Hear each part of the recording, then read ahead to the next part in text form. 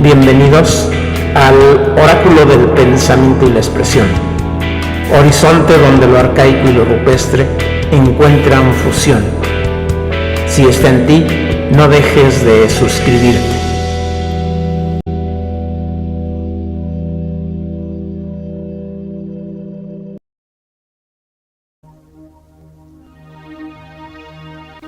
Hola a todas y a todos. Ahora, en el Oráculo del Pensamiento y la Expresión presentamos Fusión de Horizontes, lo arcaico y lo rupestre, con fotogramas del film Prometeo del director Ridley Scott del 2012 y con música de fondo de Glenn McCarthy de su álbum titulado Música para Planetarios de 1987. Naturalmente que el sentido solo se manifiesta porque ya uno lee el texto desde determinadas expectativas relacionadas, a su vez con un sentido determinado. La interpretación comienza siempre con conceptos previos, que tendrán que ser sustituidos progresivamente por otros más adecuados. Hans Georg Gadamer.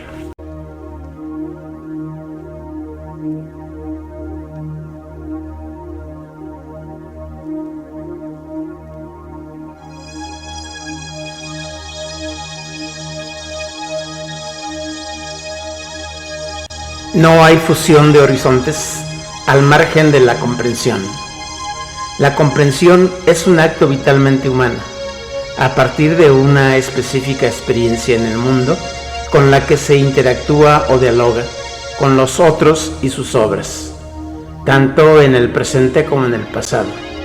O sea, es un hecho que desde nuestra experiencia presente en el horizonte del tiempo computacional e informacional, con todos sus saberes y valores, posibilidades y límites, interactuamos o conversamos con el pasado histórico.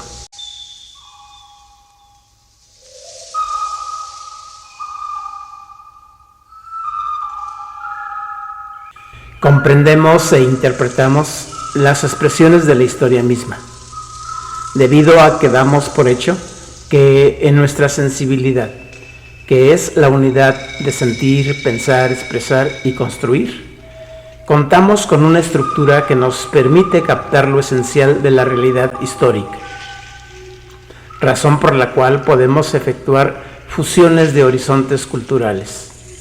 La fusión no es una mezcla o síntesis, es, ante todo, acuerdo natural, básico o de sentido común de las partes. Es decir, no hay en la fusión imposición ni conquista, por ejemplo, de una opinión sobre otra. O sea, hay diálogo, escucha y respeto.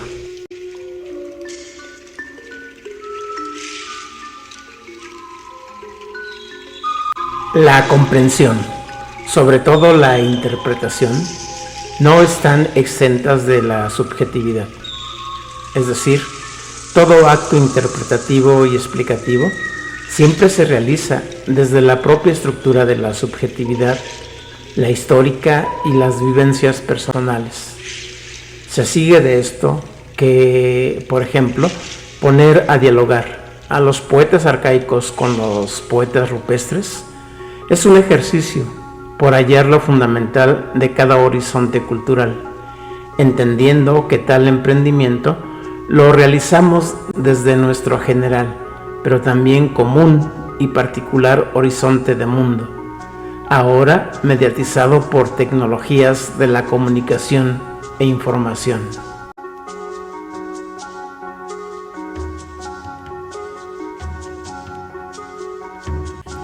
Hans Georg Gadamer, filósofo alemán, será quien, en el plano de la hermenéutica filosófica, ponga de manifiesto la importancia de la fusión de horizontes, en tanto que es fundamental para evitar un mundo cada vez más complejo.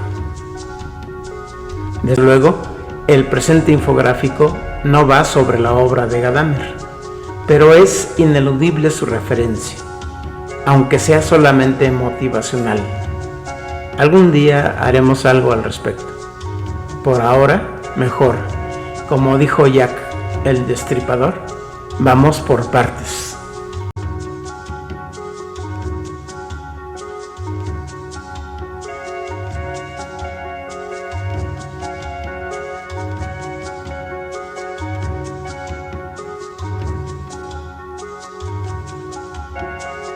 Horizonte es todo aquello que se pone y abre a la mirada, al oído, al pensamiento.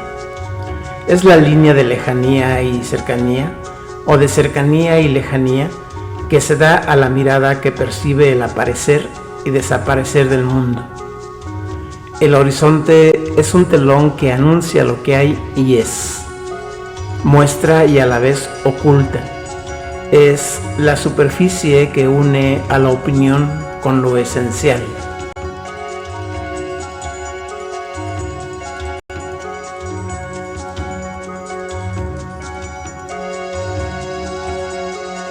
El horizonte se encuentra siempre en movimiento y en expansión.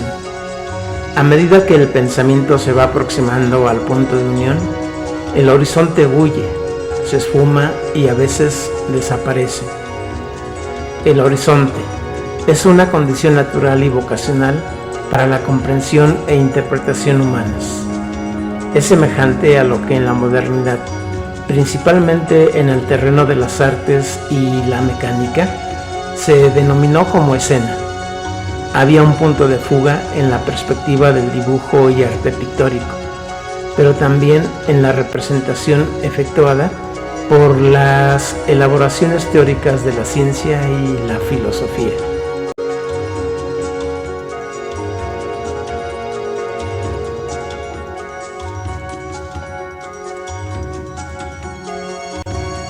En la actualidad, ni horizontes ni escenas hay en las redes sociales. Únicamente queda el plano de la pantalla de los monitores, ante los que día a día la vista se estrella, la razón se dispersa y el entendimiento se fragmenta. Solamente es el plano cercano lejano y de lo lejano cercano lo que envuelve a los sentidos y cogniciones. Planos cada vez más portátiles, ligeros y flexibles. Lo complejo del horizonte comunicacional e informacional, a diferencia de cualquier otro en la historia, es que le quita la actividad crítica a la subjetividad e impone sus coordenadas, criterios y ritmos de comprensión e interpretación. En realidad, poco le queda al sujeto que efectuar, problema que por el momento hay que dejar de lado.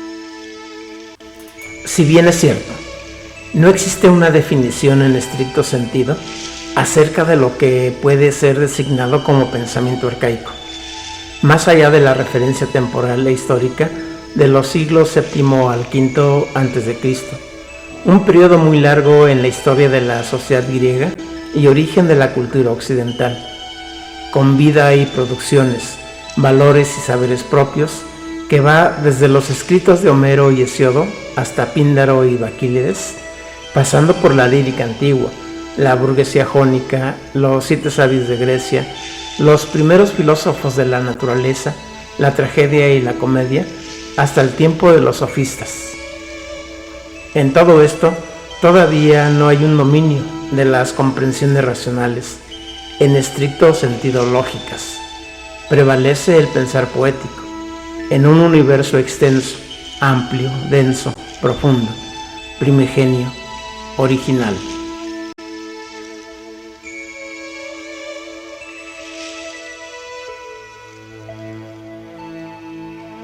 Bajo una formulación general y arriesgada, el pensamiento arcaico sería todo aquel conjunto de actitudes, actividades, comportamientos, expresiones y manifestaciones humanas que le permiten al hombre procurar el desarrollo de su existencia bajo la comprensión mitológica, religiosa y poética, sin descartar, claro, la actividad lógica en la que se estructuran conceptos que combinan con la percepción sensorial, la sagacidad, la previsión, la flexibilidad de espíritu y el sentido común, con afán de dar cuenta de la realidad o del ser.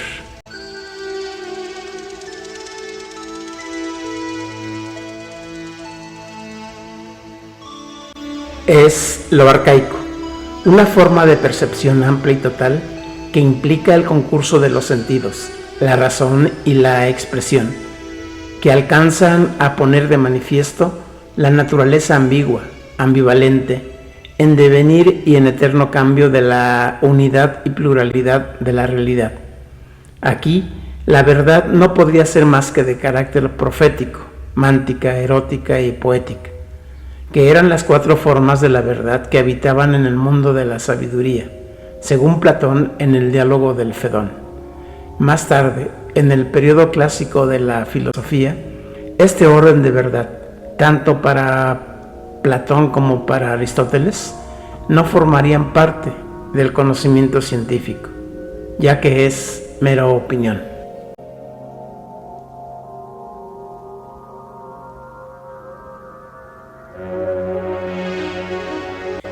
En resumen, lo arcaico sería una forma de pensamiento que le otorga al hombre la capacidad para advertir la realidad como presencia, como aquello que se pone de manifiesto de modo inmediato, completo, concreto, plena y total a la particularidad de la mirada, pero en general a la totalidad de los sentidos humanos. También, y de manera espontánea, por medio del pensamiento arcaico, el hombre conviene en manifestar que la realidad se evidencia como verdad, independientemente de si el fundamento es racionalista o empirista y de si es expresada, metafórica o conceptualmente.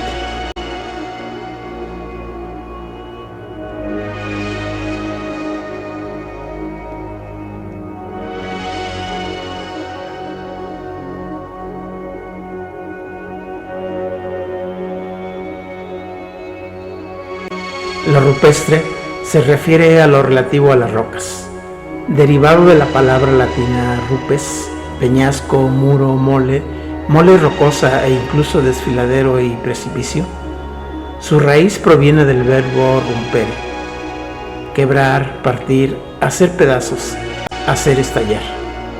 Obviamente, a partir del dominio de las concepciones y discursos racionales, positivistas y pragmáticos, y frente al gusto y parámetro de lo pulido, refinado, ligero y desodorizado de las sociedades contemporáneas, lo rupestre siempre estará asociado al oscuro, maloliente, humedad e irregular de lo cavernoso, en donde habitaban, después de un largo periodo de nómadas, las hordas o comunidades de hombres primitivos, que se dan a la tarea de trazar en sus cóncavas paredes sus experiencias y proyecciones.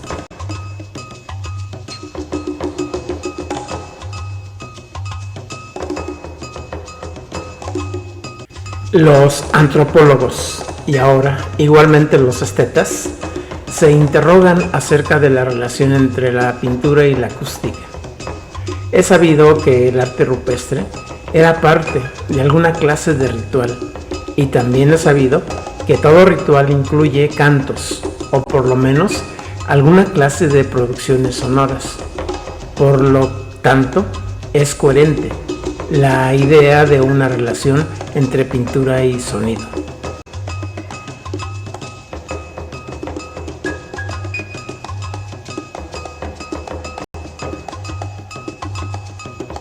Muchas teorías existen acerca del porqué del arte rupestre. Hay quienes dicen que es alguna clase de magia cazadora. Otros afirman que se trata de expresiones en estados de trance.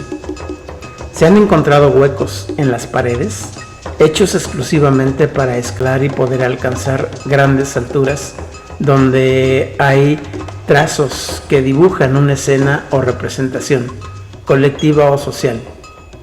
Sirva esto como fondo metafórico para darle aparición a los así llamados cantores rupestres, alrededor de los convulsionados, cavernosos y oscuros años 80 en la Ciudad de México. Por supuesto, con todos sus antecedentes.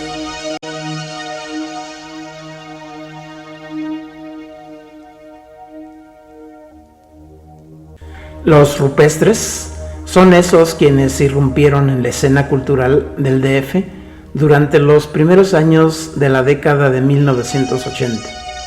Movimiento musical y poético cuya voz cobró fuerza inmediatamente al terremoto del 85, para hacer retumbar y estremecer nuevamente la ciudad con sus musicogramas o con esas rolitas que hicieron sentir y arder la piel y la conciencia de un gran sector de la población, otorgándole la palabra, sobre todo, a sectores marginados y desfogando todo el impulso contracultural de una creatividad y expresión que por décadas había sido prohibida, sistemáticamente negada y suprimida por el poder político y económico del país. Años difíciles.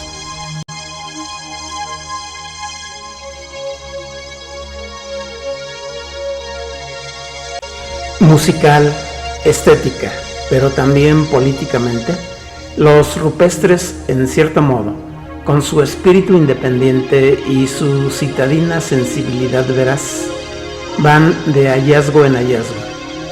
El emergente lenguaje encontrado por ellos, y tal vez el porro, el alcohol, el capricho personal y sobre todo los sucesos y vivencias próximas e inmediatas de la vida cotidiana en la ciudad, provocaban poner en palabras coloquiales lo que la cultura dominante ocultaba en sus grotescas refinaciones y a veces faltas de gusto.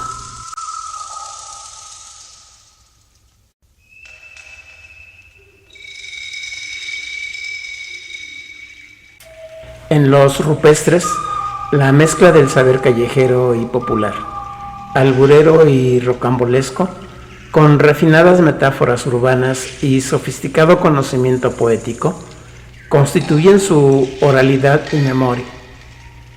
En el modo de vivir la ciudad, cantar y contar, ahí radica la fuerza de la lírica rupestre y sin duda también la generación de una cultura cuya aportación para la comprensión de las contradicciones de la vida urbana es innegable.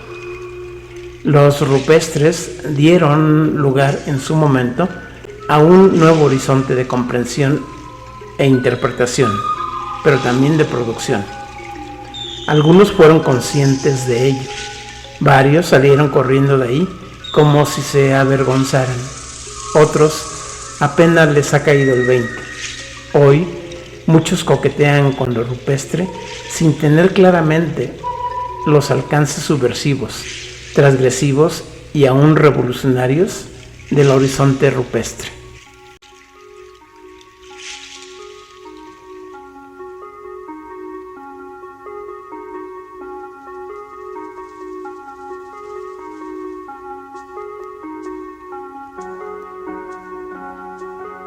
Anteriormente, las voces de los poetas arcaicos griegos habían buscado, a través de sus himnos, odas, epinicios, fábulas y elegías, contar y cantar los sinsabores de la opresión, la persecución y la exclusión por parte de la tiranía. Las similitudes entre arcaicos y rupestres, a pesar de la distancia histórica, son muchas.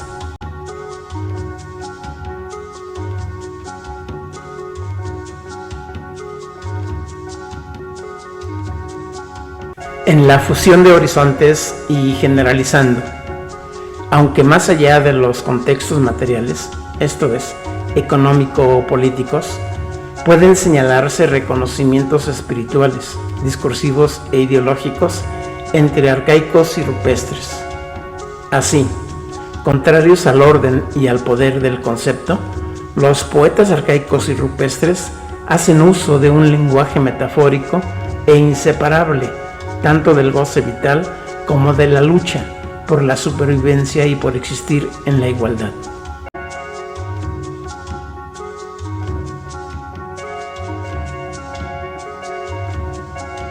un lenguaje primordial y por tanto poético, cuyos rasgos básicos son vocación e intencionalidad de invertir el orden de las cosas, suspensión de categorías y jerarquías que definan los gestos y acciones de las personas, apostar por la libertad.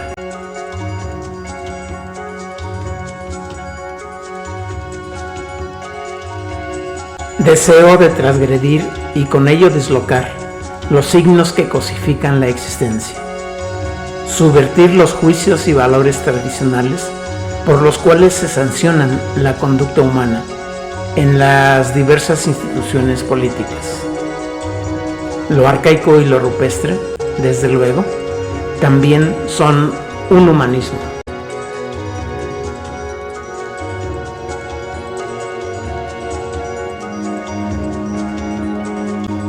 Lo arcaico y lo rupestre, al encontrar fusión desde el presente computacional e informacional, evidencian que la existencia no puede ser más que dramática y errante, inestable y siempre al borde del abismo, a sabiendas de que no se va más que con el día, en donde todo es circunstancial y quienes allí son o habitan, empujados están a deshacer y escurrirse de aquellas formas culturales que intentan organizar lo humano en andamios y filas de lo igual, que colonizan, ahogan y reprimen las voces que hablan desde espacios marginales, contraculturales y de resistencia.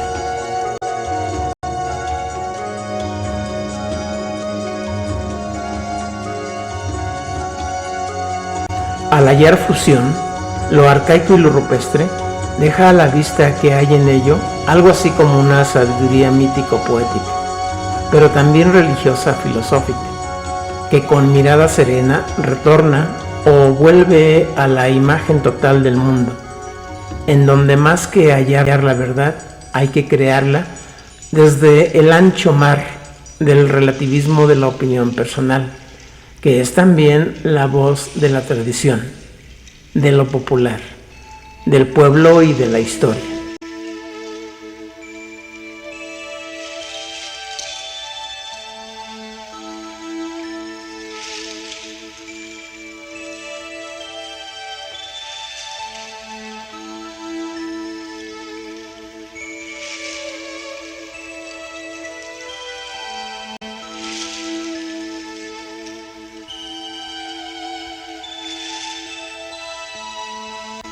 No dejes de suscribirte al canal del Oráculo del Pensamiento y la Expresión, y recuerda que en la comprensión e interpretación que hacemos de los actos humanos, tanto del pasado como del presente, jamás partimos de cero o somos neutrales.